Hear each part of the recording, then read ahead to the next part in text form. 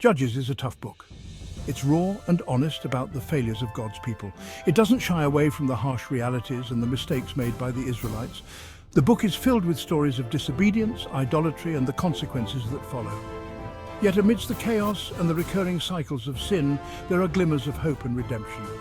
Yet it's also a story of hope, showcasing God's faithfulness even when his people falter. Despite their repeated failures, God never abandons them. He raises up judges to deliver them from their oppressors, demonstrating his unwavering commitment to his covenant. This theme of divine faithfulness is a beacon of light in the otherwise dark narrative of Judges. In Judges 6, we meet Gideon, a man threshing wheat in hiding. He is not a warrior or a leader, he is simply trying to survive. The Midianites have been terrorizing Israel, and Gideon is just one of many who are living in fear. His actions reflect the desperation and hopelessness that have gripped the nation. Israel is oppressed by the Midianites. Fear grips the land. The people are hiding in caves and strongholds, trying to escape the relentless raids. The Midianites are like locusts, devouring everything in their path. The Israelites are left with nothing, their spirits crushed under the weight of oppression. God calls Gideon to deliver his people. An angel appears to him, addressing him as a mighty warrior. This is surprising given Gideon's current state of fear and insecurity. But God sees something in Gideon that he does not see in himself. He sees potential, courage, and a heart that can be molded for his purposes. Gideon is unsure, even afraid. He questions the angel, doubting his own abilities and worthiness.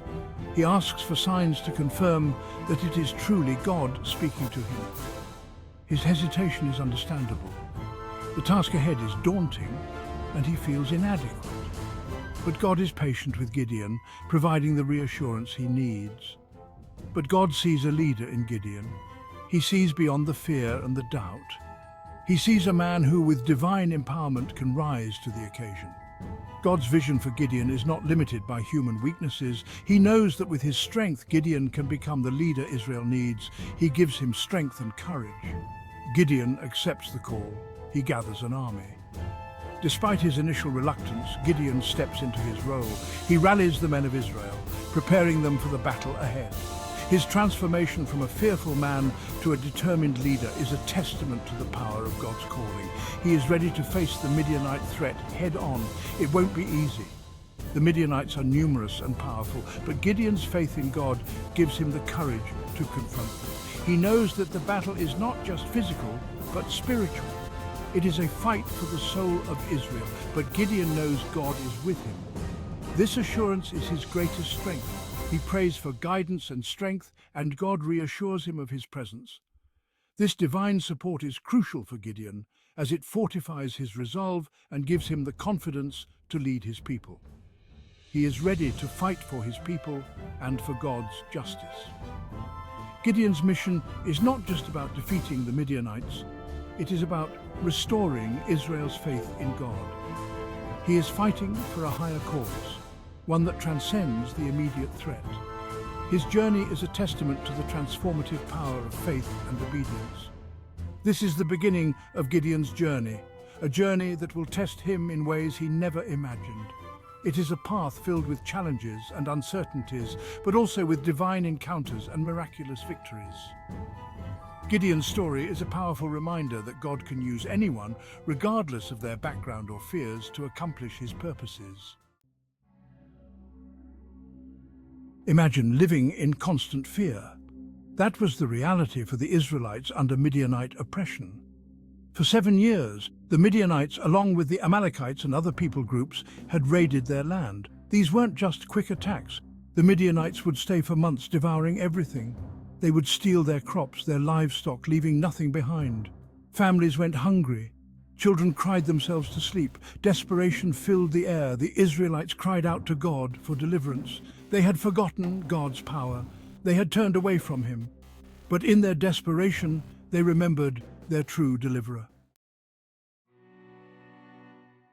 Gideon, empowered by God, assembled an army. His force marched towards the Midianite camp. Along the way, they passed through the territories of Succoth and Penuel. These were Israelite towns. Gideon hoped for their support. He asked them for food for his weary soldiers.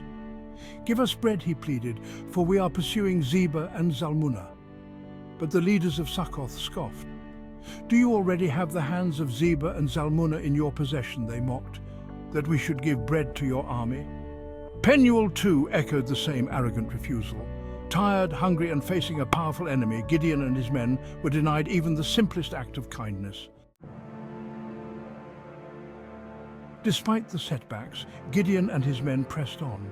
They were exhausted and outnumbered, but they had something the Midianites didn't: God's favor. God fought for them. He threw the Midianite camp into confusion. The Midianites panicked and turned on each other. The tide turned. Gideon's small army, empowered by God, routed the mighty Midianite force. They captured the Midianite kings, Zebah and Zalmunna, and pursued the remnants of their army. Gideon had done the unthinkable. He had led a ragtag group of Israelites to victory against a powerful enemy. He returned a hero, victorious and vindicated. In the annals of history, few tales are as poignant as the one where a city's indifference led to its downfall.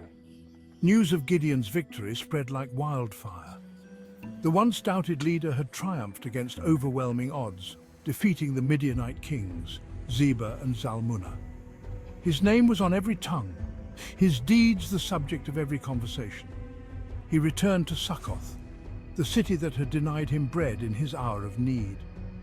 The city gates, which once seemed so imposing, now stood as silent witnesses to the approaching storm. The leaders of Succoth trembled. They had heard of Gideon's wrath and knew that their actions, or rather their inactions, had not gone unnoticed. The air was thick with fear and regret. They knew Gideon remembered their refusal.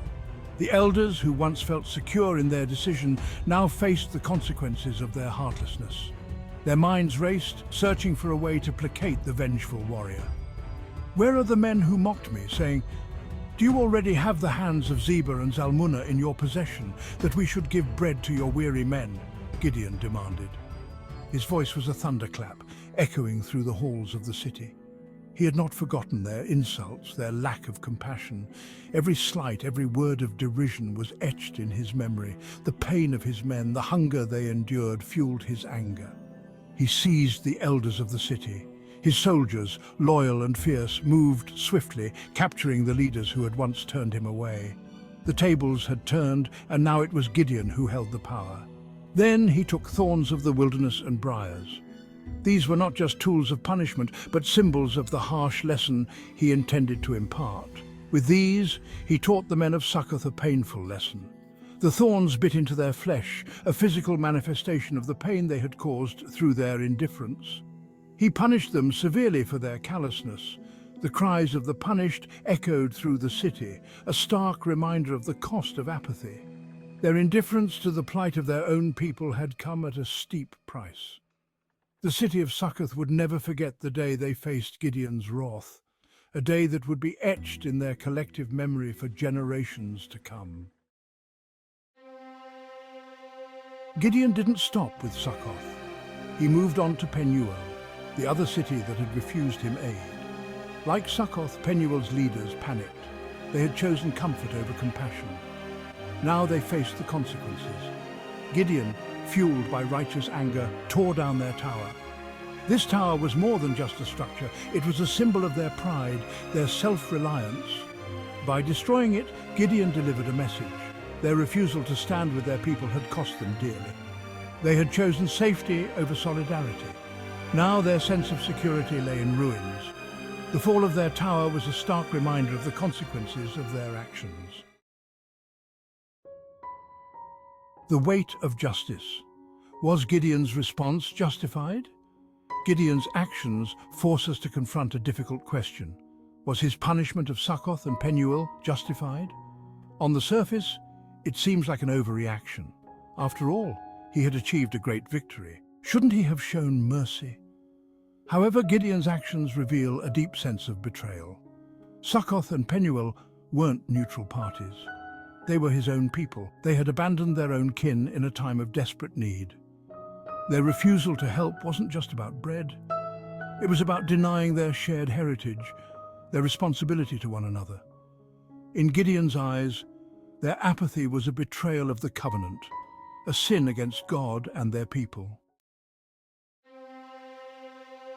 While Gideon's anger was understandable, his actions also hold a warning. The pursuit of justice, when fueled by bitterness, can have unintended consequences. Even heroes can be corrupted by vengeance. Did Gideon's punishment truly bring healing? Or did it sow seeds of resentment and division among the Israelites?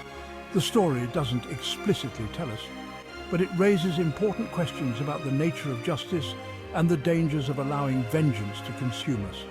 It reminds us that even in our righteous anger, we must be careful not to become the very thing we are fighting against. The danger of apathy. A warning from Succoth and Penuel. The story of Succoth and Penuel serves as a stark warning against apathy. Their sin wasn't active malice, but indifference. They chose comfort over compassion, self-preservation over solidarity. They closed their eyes to the suffering of their own people. Their story reminds us that silence in the face of injustice is complicity. Turning away from those in need makes us complicit in their suffering. The true measure of a society is not how it treats its strongest, but how it treats its most vulnerable. Succoth and Penuel failed that test, and their names stand as a cautionary tale through the ages. Standing with courage, choosing compassion over comfort. In a world often driven by fear and self-interest, the story of Gideon's victory challenges us to choose a different path. It calls us to stand with courage, to choose compassion over comfort, to fight for justice even when it's costly. It reminds us that true strength lies not in isolation, but in unity, in recognizing our shared humanity. It calls us to be like the brave souls who stood with Gideon, who risked their lives for the freedom of their people. It reminds us that even small acts of kindness can make a difference, that every voice raised against injustice matters. Echoes of justice, lessons for today's world. The story of Gideon's vengeance is not just an ancient tale, it speaks to us today, challenging us to examine our own hearts and actions. We live in a world where injustice, oppression, and indifference still reign. We see it in the news, in our communities, sometimes even in our own lives. The story of Gideon reminds us that we are not powerless. We have a choice to make. Will we be like Succoth and Penuel, choosing comfort in silence? Or will we choose to stand with the oppressed, to raise our voices against injustice, to fight for a better world? The choice is ours. Let Gideon's story shape your heart. The story of Gideon is not just a history lesson, it is a timeless narrative that transcends the pages of ancient texts and speaks directly to our modern lives. It is a call to action, a powerful reminder that we are all part of a larger story. It urges us to look inward and ask ourselves some hard questions. Are we living up to the values we hold dear? Are we standing up for what is right, even when it is difficult? Where do we see injustice in our world today, in our communities, our workplaces, our schools? How are we complicit in it through our silence or inaction? Are we turning a blind eye to the suffering of others because it is easier to remain silent? What can we do in our own spheres of influence to make a difference? Can we educate, advocate, and take tangible steps to create change? Let the story of Gideon's vengeance and its aftermath stay with you. Let it be a constant reminder of the consequences of our actions and the power of our choices. Let it shape your heart, your choices, and your actions. Choose compassion over comfort. Choose courage over fear. Choose justice over indifference. Every small act of kindness, every moment of bravery, every stand for justice contributes to a better world. The world needs your voice. It needs your passion, your commitment, and your willingness to stand up for what is right. The world needs your action. Make a difference. Be the change you wish to see. Let Gideon's story inspire you to live a life of purpose and impact. If you enjoyed this video, please give us a thumbs up. It's a small gesture, but one truly appreciated. Share this video to help us spread the word about our Savior, Jesus Christ. Become a part of our growing family and subscribe to our channel. May God bless you in all your endeavors. Thank you for watching.